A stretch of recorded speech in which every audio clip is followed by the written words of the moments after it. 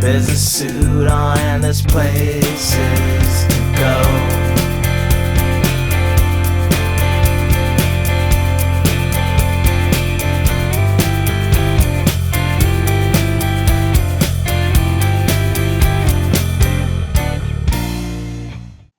Hey, Kujin. All right, here we go. So today we are doing a very concise, concerted, technical episode about Elliott Smith's XO album. This is an exciting one for me, man. I gotta say right out at the top, this artist is in my top 3 all time. I've been really chomping at the bit to talk about him. He's definitely one of mine too. I don't know top 3, but I'll say definitely top 10.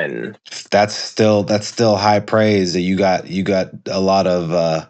I do have a lot of CDs, so yeah. I guess the first order of business would be to say or to ask. My question right out the gate is, where do you rank this album in his lexicon for you personally? I think in a sense, like the episode that we're doing, I think it has to kind of be like an A side and a B side to a record almost. I think one of the sides has to be this part, which is like the personal part, and then the other part has to be what was going on in the world with him, you know, and like his career and everything at the time that this album came out. Because when I was listening to the album again, because I hadn't really listened to it all the way through in a while. I have like songs and stuff and playlists or whatever, but just to listen to the album all the way through, it's not higher than Figure 8. I'm glad you said that. I was going to say the same thing. You know what's funny is that we just did the episode on Soundgarden's 2 big albums. And I feel like, not in an exact way, but his album XO and his album Figure 8, I think sort of line up in the same way, where they're his 2 most realized pieces of work. I was actually thinking the exact same thing when I was listening to the album. I was thinking, like, why are we not doing this and Figure 8? Because it just keeping with that same alignment that you're bringing up with the Soundgarden, because it is analogous. I like the fact that we're taking each one at their own pace. I would love to do a Figure 8 episode as well.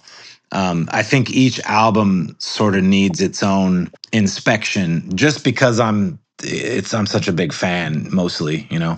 It's hard for me to think about ranking it, but I'll say Figure 8 is an album that's higher in my regard than this. And Mike City Sons is also, I hold it in higher regard than this. I think it's on par with From a Basement on the Hill and Either Or, although I'm almost tempted to put Either Or above it now, which is the opposite. I remember when I was working at a record store when all the hipsters were into like Either Or, and Either Or was before he'd really kind of broken through, and I hadn't really given it a chance, but the thing that pulled me into him was XO. And now as I'm getting older and really his catalog is like this piece of psychic aural furniture for me, I find Either Or to be an album that like is more engaging to me to listen to. I think that was the thing that I came across, is that listening to it today, it just was not as engaging as some of the other things. It has a more sort of homogenous feel to it. Not to say that detracts from the songwriting or the performances or anything. It makes sense that this is the album that I got into when I got into him in the early aughts, but that's the thing that kind of makes it not as astounding as Figure 8, Basement on the Hill, Mike City Sons, and I'm going to kind of say Either Or. So it's kind of getting low on the thing, but I don't like ranking it that way because I don't want to disparage any of his albums. I don't think he ever put out any bad work. Not at all, not at all. And I've been listening to him for over 25 years now, and I would say at certain points throughout that time, each album has been my favorite. Mm-hmm. There's always been a time when like, oh, this is the one, and I'm always cycling back through them ever so often. Like I never stop listening to them. I'll kind of veer away from it for a minute, but I'll always come back. So yeah, it's hard for me as well to rank one thing above the other, but this one is an interesting one for many reasons. Obviously, it's the first album of his where he finally took the shackles off and he had time and money to devote his efforts solely to his music. And it even says, I was even reading about how he was very self-aware of that, and I think it shows. I remember him saying something in an interview where they were asking why he abandoned his lo-fi sound, and his answer was something, I'm paraphrasing, but his answer was something to the effect of, I've always wanted to do this type of thing. I just never had the means or the tools in those earlier works. So this was sort of his way of just kind of finally bringing to light everything that he heard in his head. So that alone makes it a special album, I think. Well, let's take that idea, because I totally agree with what you're saying. But let's take that idea because it's really interesting. The album that is the indie rock darling album is Either Or.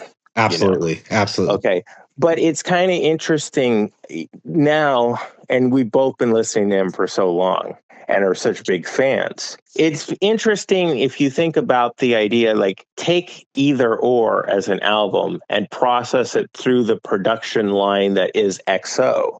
I think at this stage of me being a fan for him, I can't even imagine that happening. It just doesn't seem feasible. It almost seems like all the songs that wound up on XO were written for this type of production. You can't imagine Ballad of Big Nothing coming through the XO speakers, so to speak. Yeah, I mean, he was, like I said, he was really self-aware, it seems, of the shift.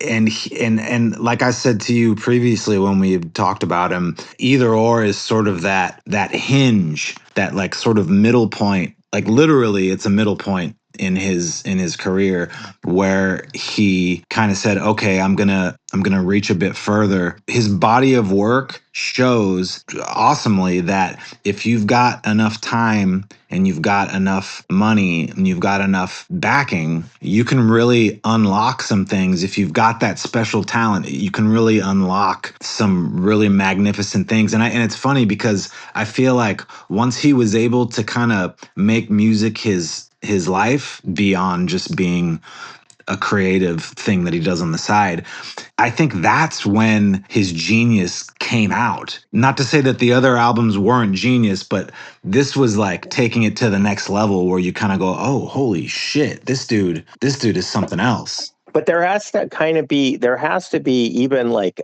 an aspect of genius that a lot of people I don't think about, or I think don't think about, which is the idea that when he's writing this stuff, now he's probably demoing stuff on his own, but it's really interesting that when he's writing this stuff, he's able to sort of project or imagine where the production is going to take it. So, the stuff on Either Or, it has that effect for that level of production. And then the stuff like Amity, right? Some of this stuff here, what was it I was really struck by? Independence Day, Bled White, those two songs really go together. They're really streamlined kind of tunes. There's a certain sheen to them.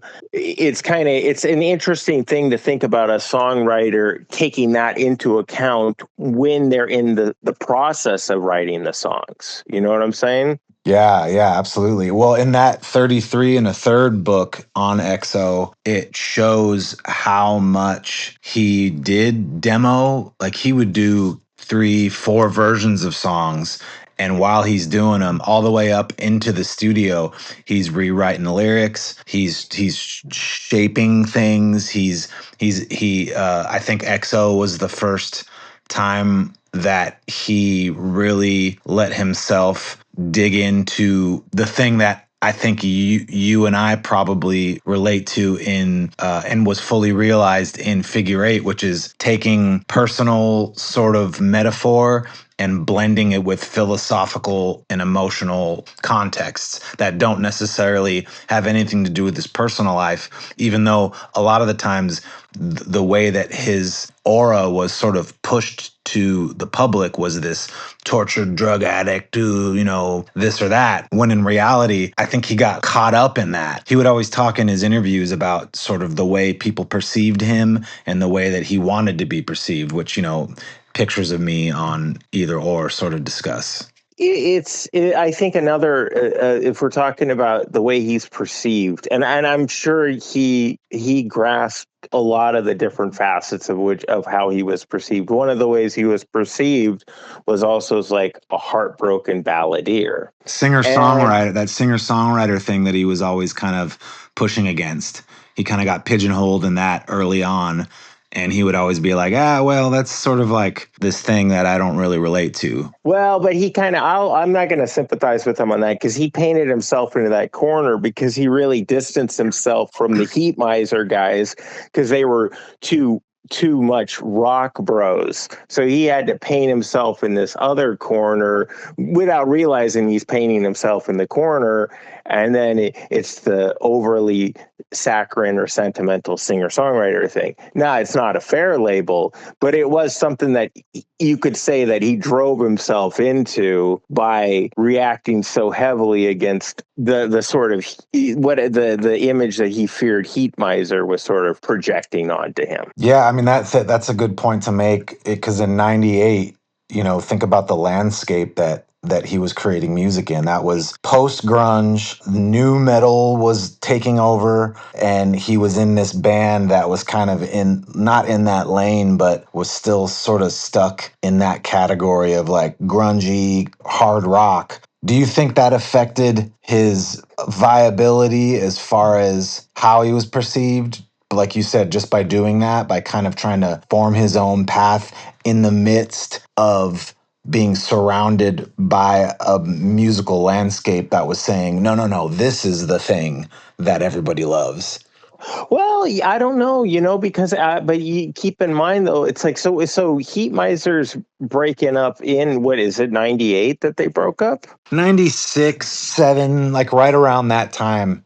Yeah, I think that he and Neil Gus were both in a concerted effort to kind of get them out from under the hard rock thing, because I think that if you're talking 96, the hard rock thing isn't really so viable anymore because you had a lot of the other, because remember the thing with grunge was that grunge came up, but then all the sort of micro genres came after and started filling in a lot of the slots on radio. So that meant like ska came in, the big band thing. It also meant the Britpop thing and like power pop and certain things like that. And then one of the important things I think that you if we're going to talk about that point in time, and it's an important factor, is the AOR of that time. AOR had radically shifted because, look, if you're talking about in the 80s, huge gap between classic rock or indie rock or punk rock or post-punk or whatever and AOR. AOR at that time was Phil Collins, Genesis, like Sting and Steve Winwood and guys like that had come from bands. They'd made a more respectable pop rock genre for themselves that they were going to kind of do. And there was lesser artists in there that were doing this sort of thing. After the grunge thing, the AOR thing also transformed. So you had Duncan Sheik, Toad the Wet Sprocket, Hootie and the Blowfish. No. Hootie and okay, I'll allow that. That's a little bit more rootsy, but Sheryl Crow. I think some of Sheryl Crow's stuff fits into this sort of thing. It's a form of adult-oriented rock that's getting played on more mainstream commercial radio stations, but it has this feeling of being sort of hip and cool. Like Huey Lewis and the News was the staple of the 80s sort of thing. Whereas by the time you get into the mid to late 90s, Duncan Sheik's Barely Breathing is the thing that always comes to mind, because that's the thing. I think the alternative thing really influenced the shift in the commercial radio, and the commercial radio had a more sophisticated sort of cool factor that in the 80s it came off as kind of like being a little bit more, spectacle, and now it was more subdued and a little bit more moody, and it was borrowing from the grunge and the alternative thing.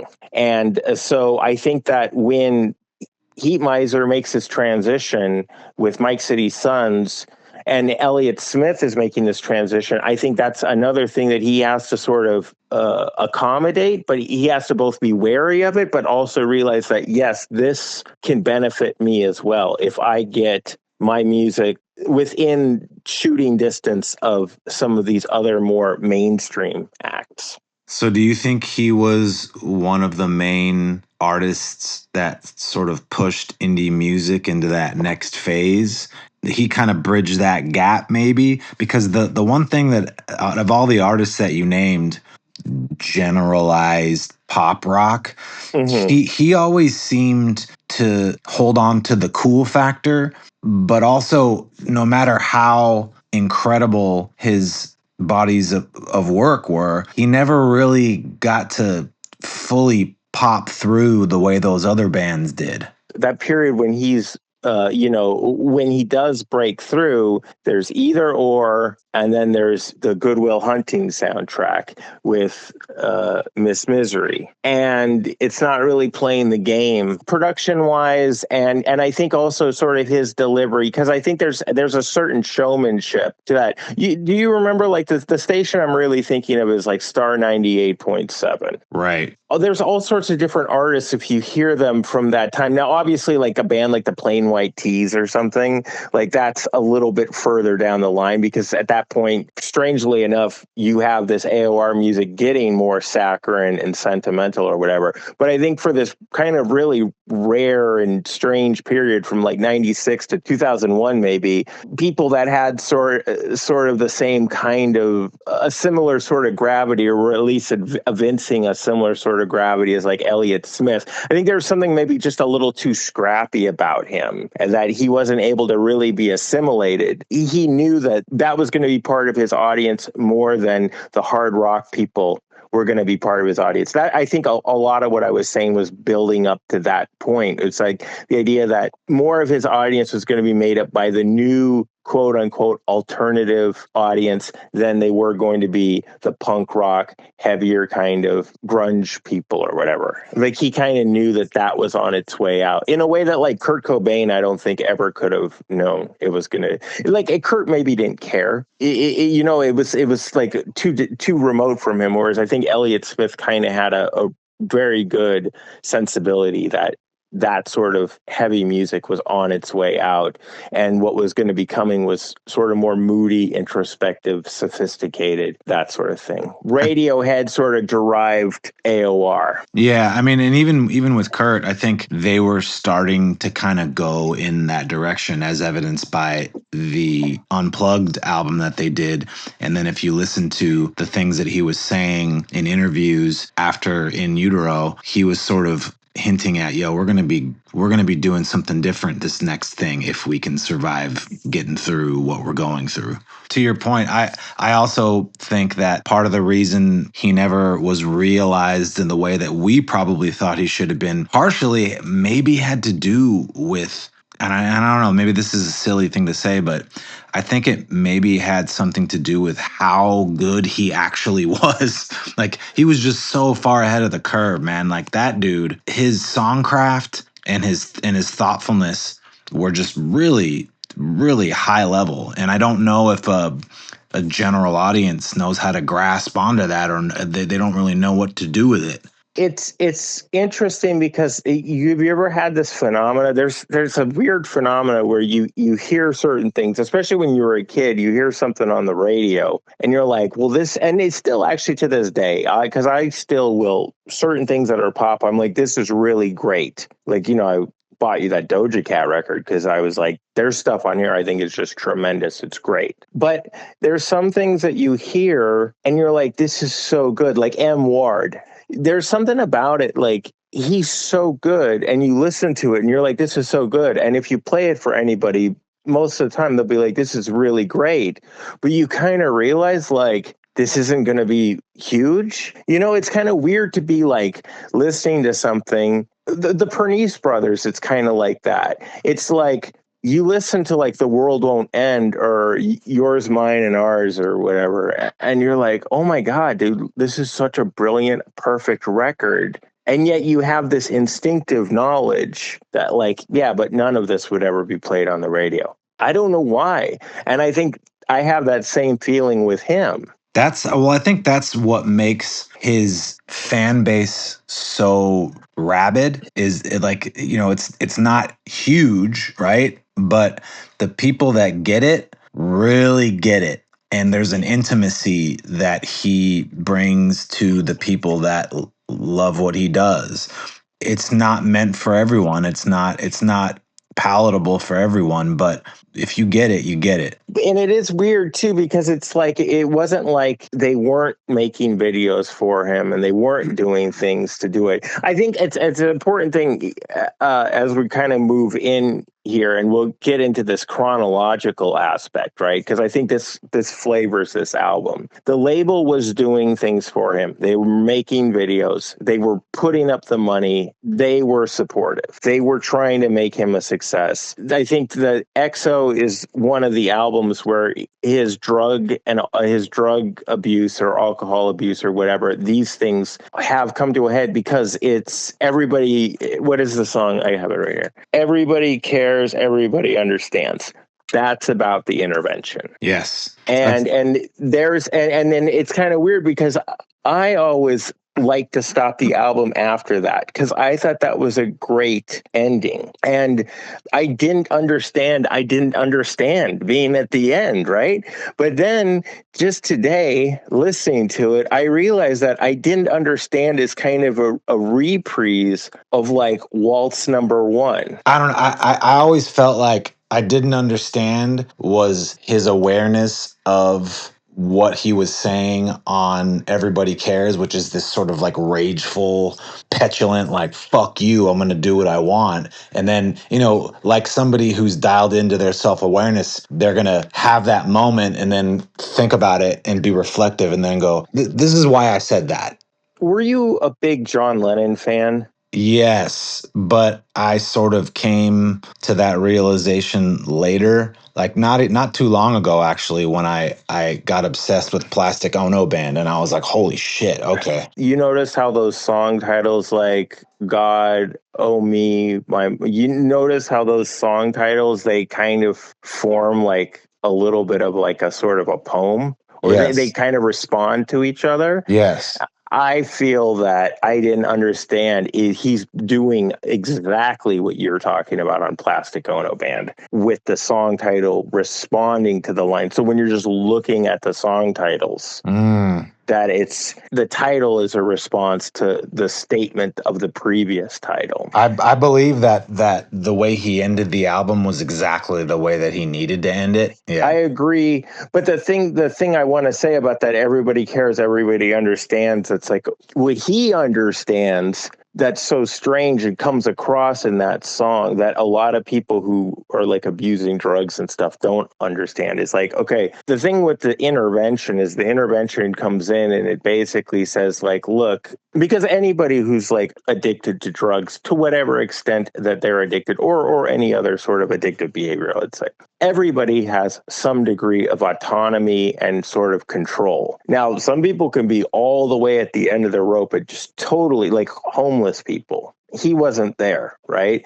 But the thing about the intervention is that the intervention comes in and says, look, we're coming in and we're going to basically seize all the control that you have, right? Like everything is going to be taken away from you, and you're going to be totally stripped of any sort of autonomy or whatever sense of self or responsibility or whatever, and shipped off for however long or whatever. In a sense, maybe that can be a really helpful tool, like totally confronting somebody and stripping themselves of all their autonomy and self-control or power or whatever. But to somebody who has a certain degree of autonomy and self-control, even if a lot of it's lapsed, but they still have a certain amount of it, that sort of effort is going to be really insulting. And everybody cares, everybody understands, grasps that insult more than like any other song I've ever heard dealing with the subject ever has. And that's why it's so weird that I Didn't Understand comes after it.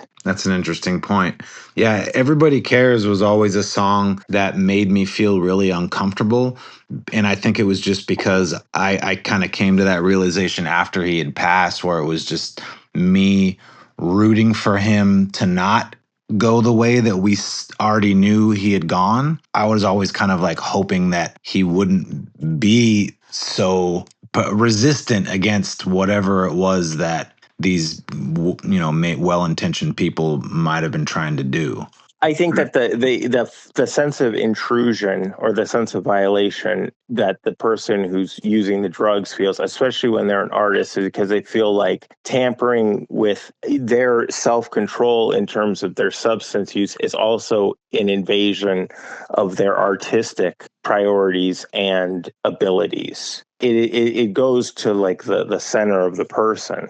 They could have been confronting them about the artist or about the substance abuse issue, but in a sense, he's almost taking it like you're confronting me about what I'm doing musically, because it's just a part of his sense of self. He's thrust into like this overly defensive mode, and I think it's kind of weird because it's like I think a lot of the songs they evince that kind of self-defense, that of him trying to, and he's not really trying to prove anything to anybody with this album, but he is trying to make like the best album he can make at this time. Yeah, and also from what I gather from the things that I read, we don't know what he was going through. We weren't the only people that really know maybe were in his inner circle, but from what I read, that intervention that you're talking about came after some night where he was discussing it. Someone asked him about it in an interview, and he said that he kind of had like a lapse, like almost like a psychotic break, where he was just like, he took off running and then he ran. I don't know where he was at or what was going on. He was probably drunk or whatever, and he ran out into this field, and then he like fell off of a cliff. And he jumped off the cliff. He jumped off the cliff. Okay, so yeah, he jumped, and then he like landed on like a branch or something that like pierced him, and he was all fucked up about it. But from what it sounded like, he made it seem like, oh well, everyone's just freaking out over nothing, when in reality, I think what he suffered from at the time, from what I can gather, is he wasn't really into drugs at that point. I think he was mostly a drinker. Yeah. And eventually the sort of aura that was created and that he was fighting against, sort of, he succumbed to that at the very end, and he became like a hard drug addict and stuff. But at that point, when they were doing the intervention, I think he, like you said, he still had some semblance of control, and he hadn't really gone off he hadn't really gone off the ledge yet, even though he literally went off a ledge. Yeah, because you see some of those videos, the interviews around the time of Figure 8, and he looks really in bad shape. That was because I remember I saw him on the Figure 8 tour. He was fine, like he was put together, but it was after that when it all fell apart. And I think at that era of Good Will Hunting and beyond, he was mostly fighting with the fact that he was sort of becoming this star in his own right, and he was being sort of sequestered from the people that he had come up with. And like his friends would sort of talk about how they kind of like lost track of him. And I just don't think he was, in his words, he was just like, I'm not the type of person that's supposed to be famous. He's like, I don't like it. I don't know how to deal with it. And I think that's the thing that kind of got to him in the end. He didn't know how to deal with it. But, you start seeing glimpses of it on this album through some of the stuff that he talks about, regardless of the fact that he went through painstaking detail to kind of mask any sort of personal issues that he was having in his music and make it a bit more open-ended for people to decipher and to relate to in their own way. It's not jagged. It's really cohesive.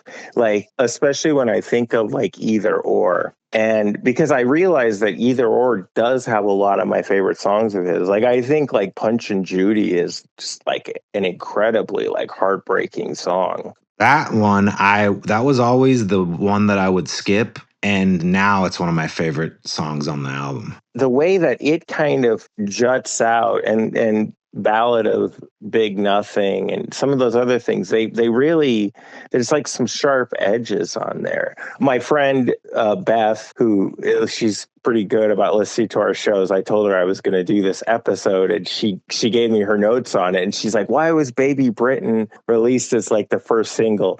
I don't know. I didn't go and fact check it. I guess it was, but it's kind of funny. I like Baby Britain. I used to, of like the Elliott Smith songs I know how to play, I used to know how to play Baby Britain. I still know how to play Waltz Number 2. Baby Britain is really like, it's an exercise in Beatlemania. Oh, Right? I was just gonna say that, man. I was just gonna say that. Yeah, a lot. Well, and he does not to jump forward too much to another album, but you see the Beatlemania all over his last album too. I mean, deliberately making like songs like, was it Twilight or Little One or songs like that, where you're like, holy shit, this sounds like something off of the White Album. Yeah, I don't know. From a Basement on the Hill is, I never got the Beatles sort of vibe on that. I think Dude, go back and listen to Little One, man, with like the reverse guitars and stuff. That's like total. That's like maybe not the White Album, but it's not the whole album, but certain song, like he'll have certain songs on that album where you just go, whoa, this was an exercise where he literally took their production tricks and implemented them. Like he was trying to make it sound like a Beatles song, you know? I guess I could see that, but I really think that when we're talking about the Beatles' influence on him, it's really, I think the height of it really is here at XO. Absolutely. If it's on From a Basement, it's sort of residual. But when we're talking about XO, the song that's really endearing, and I don't know if it was a single or not, but it's Waltz Number 2.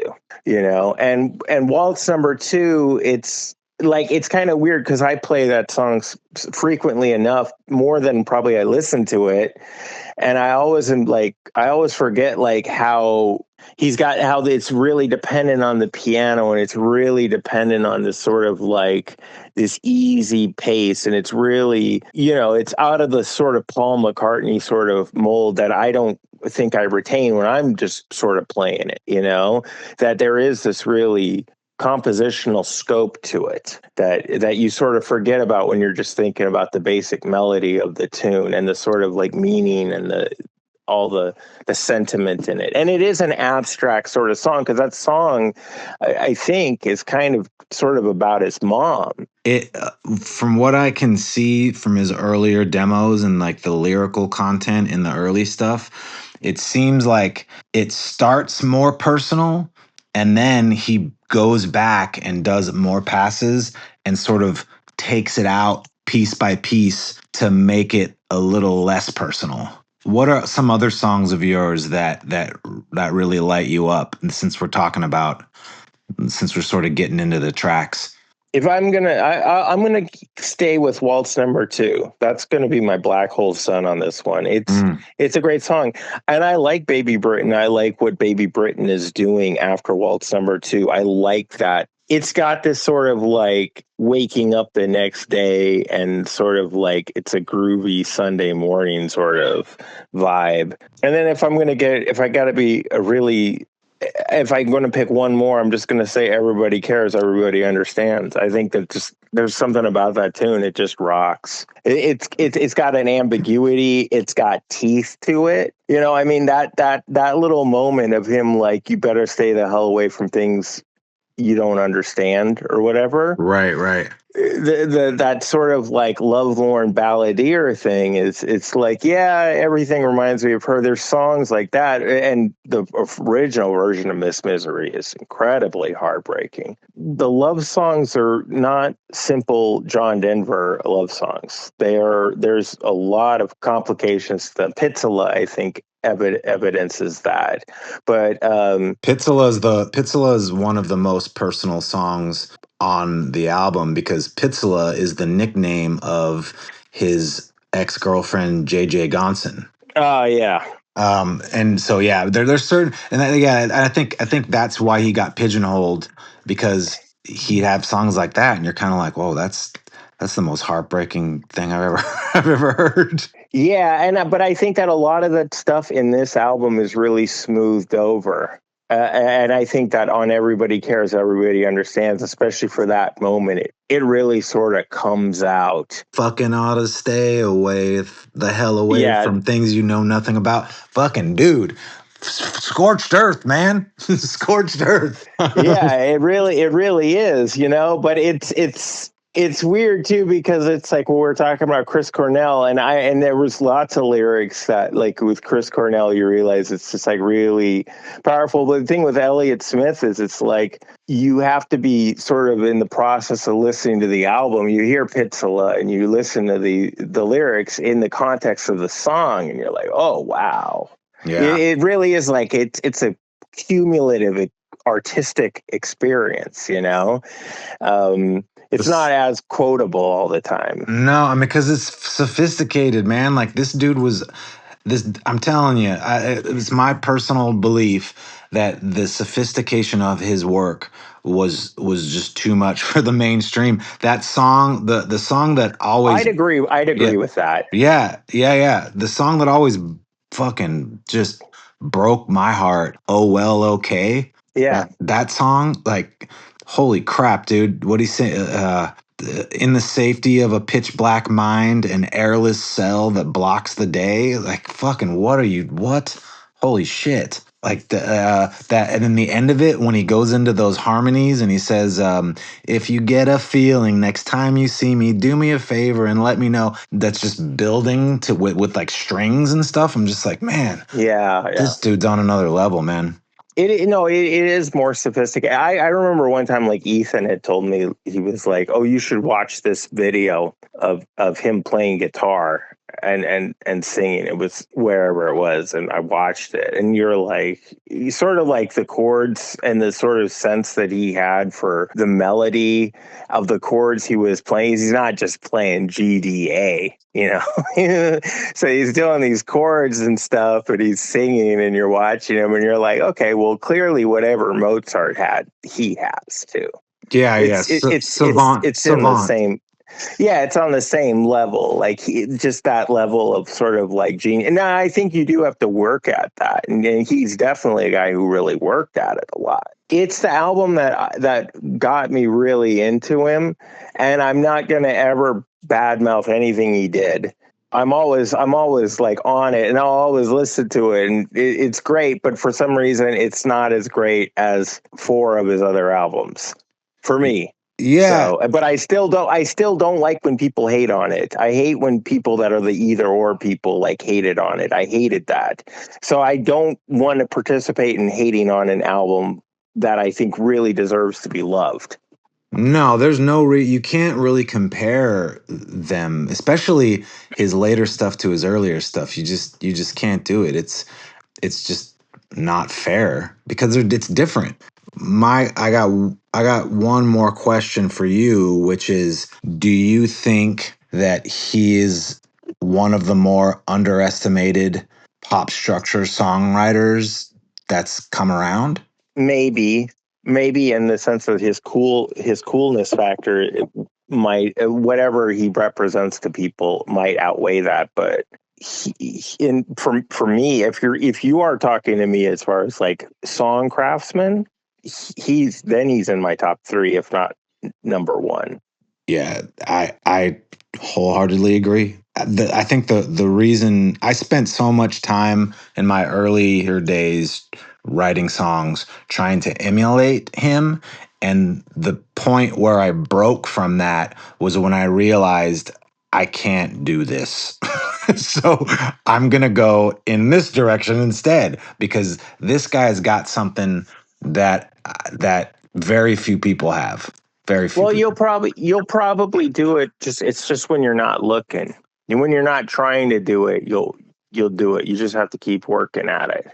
Yeah, well, and it's also important for artists to find their own lane too, their own Yeah. sort of unique spin on whatever it is that inspires them. I gotta say this was a geek fest, but it was really important, and I'm glad that we decided to do this, and I think we should do more of his stuff in the future. Oh yeah, definitely. Why are you always the one who's out of step? Is there something the matter with you? You were just